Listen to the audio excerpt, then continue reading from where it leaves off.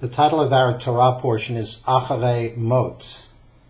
Acharei Mot consists of chapters 16, 17, and 18 of the book of Leviticus. The title Acharei Mot means after death, and it refers to the deaths of Nadab and Abihu, as we read in chapter 10 of Leviticus. The focus of the Torah portion to begin is the observance of the Day of Atonement. Thereafter, the portion turns its attention to the priests and various rules and regulations regarding the priesthood. The Torah portion concludes with attention given to marriages that are permitted and forbidden. For today, I would like to focus on the title of our Torah portion itself, Acharei Mot, after death. Certainly the implication of the title is that something comes after death. The question is, what? If you walked up to the average Jew on the street today and asked, does Judaism believe in an afterlife? I suspect that average Jew on the street would respond, no. Judaism is a this world-oriented religion.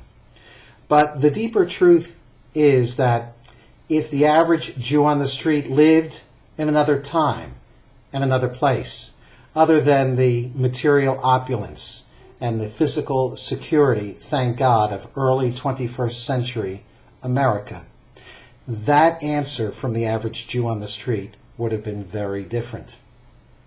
Judaism believes in three different aspects of what I call the potential for life never ending, as opposed to life after death.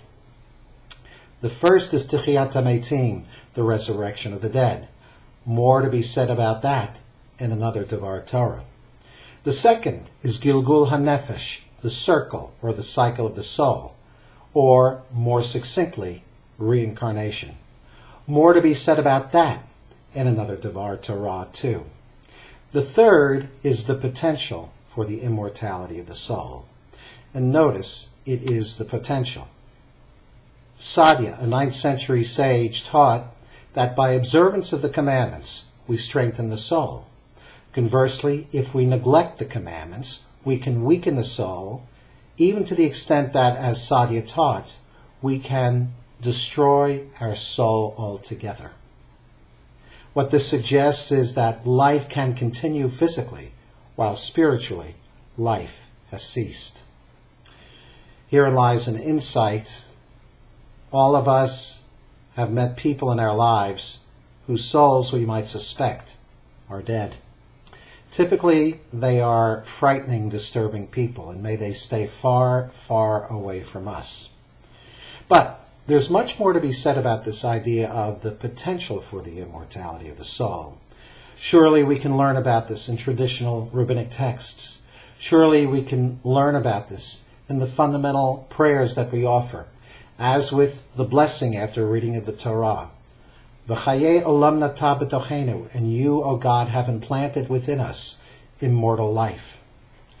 But nowhere have I learned this lesson more profoundly than from, of all beings, a dog. The dog's name was Kai. Originally he was Alice's dog. When we met and we married, Kai became part, so to speak, of the dowry. Kai was a cockapoo, a mix of a cocker spaniel and a poodle. He weighed all of 22 pounds.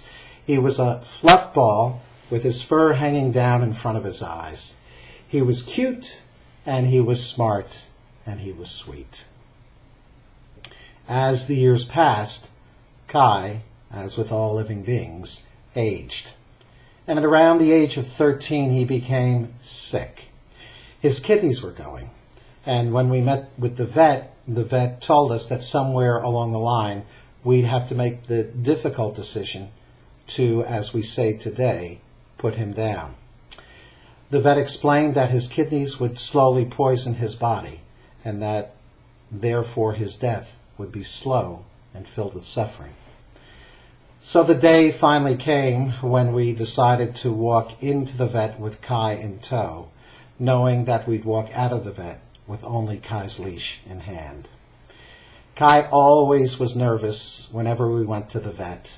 and he acted accordingly on that day. Needless to say, it made Alice and I all the more upset knowing what was ahead for Kai. We walked into the vet's office. The vet put Kai up on the examination table, and she explained to us that she would give Kai a lethal injection of sodium pentothal. Alice held Kai steady. I positioned myself right in front of Kai and engaged his eyes with mine.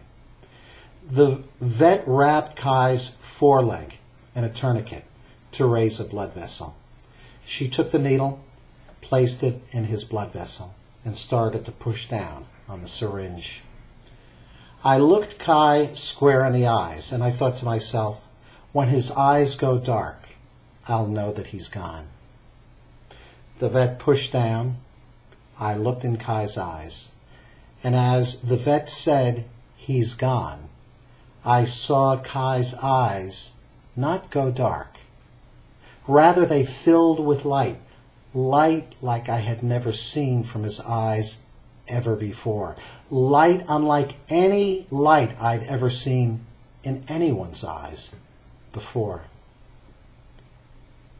It occurred to me that it was the light of heaven shining through Kai's eyes. I was stunned. You could have knocked me over with a feather. Not surprising that I should see the light of heaven in Kai's eyes. In Hebrew, the word for dog is kelev. Kelev is a composite of two words, ke-lev. A lev is a heart. Ke-lev means like a heart. Dogs, according to Judaism, are like a heart. The word in Hebrew for puppy is kalavlav. Kalavlav. Lavlav is an onomatopoeia, like lubdub. Lavlav, a heartbeat. Kalavlav means like a heartbeat. So, as dog in Hebrew is like a heart, puppy in Hebrew is like a heartbeat. Our ancient sages teach, Ezehu Chacham, who is wise? Halomed Mikol Adam, one who learns from everyone. I would like to propose that we might amend that ever so slightly. Who is wise? One who learns from everything, even from a dog, who can teach us about the light of heaven shining here on earth. Come study Torah with us at Temple Emmanuel. Shabbat Shalom.